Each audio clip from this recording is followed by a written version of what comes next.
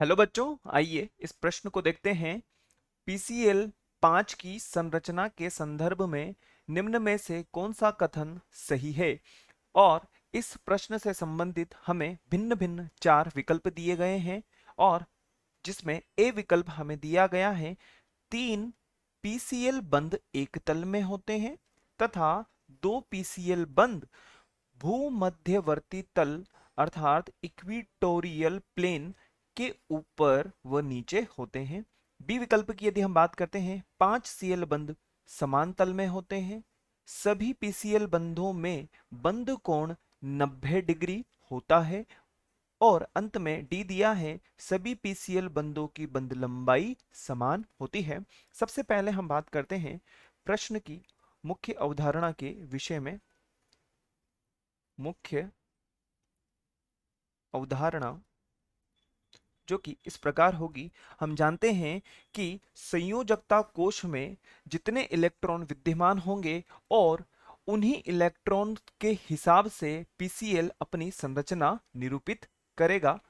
अब हम बात करते हैं मुख्य अवधारणा के बारे में। तो संयोजकता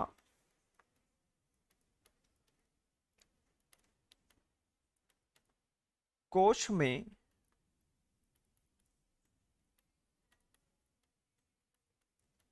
इलेक्ट्रॉन युग्म प्रतिकर्षण सिद्धांत। अब यदि हम बात करें पीसीएल अणु के विषय में तो हम यहां पे लिख सकते हैं पीसीएल 5 अणु की संरचना त्रिकोणीय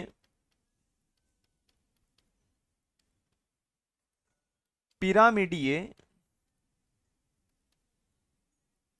होती है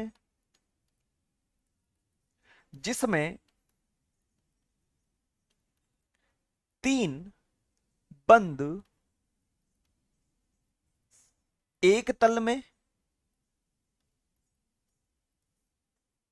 जिसमें 3 बंद जो होंगे वह एक ही तल में विद्यमान होंगे, एक तल में, तथा अन्य 2 बंद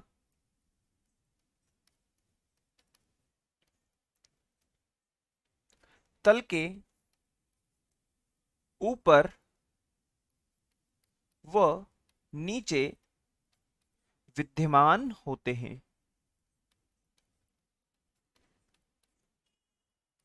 अतः यह आयनिक बंध बनाता है और आयनिक बंध कैसे होंगे? अदिशात्मक होंगे। अतः आयनिक बंध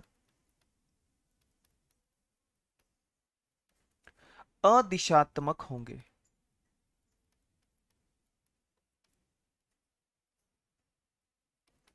या अदिशात्मक होते हैं और आयनिक बंध की ये शर्त भी होती है। अब हम बात करते हैं पीसीएल 5 अणु की संरचना के विषय में जिसमें भूमध्यवर्ती जो तल है उसके ऊपर व नीचे 2 सीएल इस प्रकार से विन्यासित होंगे और अन्य 3 सीएल इस प्रकार से विन्यासित हो जाएंगे। और इसकी जो संरचना है वह कुछ इस प्रकार से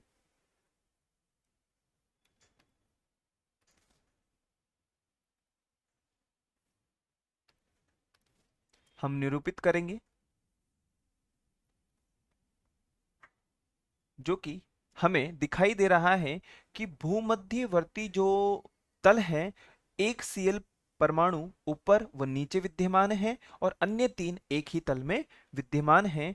तो हम यदि विकल्प के विषय में बात करते हैं तो विकल्प ए दिया हुआ है 3 पीसीएल एक ही तल में होते हैं जो कि हमें दिखाई दे रहा है और 2 पीसीएल जो हैं वह ऊपर व नीचे विद्यमान होते हैं। और यदि हम बात करें 5 पीसीएल बंद समान तल में होते हैं, ऐसा हो ही नहीं सकता। यदि हम बात करें 90 डिग्री के कोण पर उपस्थित होते हैं तो ऐसा भी बिल्कुल नहीं होता है और बंदों की समान लंबाई होती ही नहीं है। अर्थात हमारा जो विकल्प ए है वही हमारा वांछित उत्तर होगा। आशा है आप इसे अच्छी तरह समझ गए होंगे। धन्यवाद।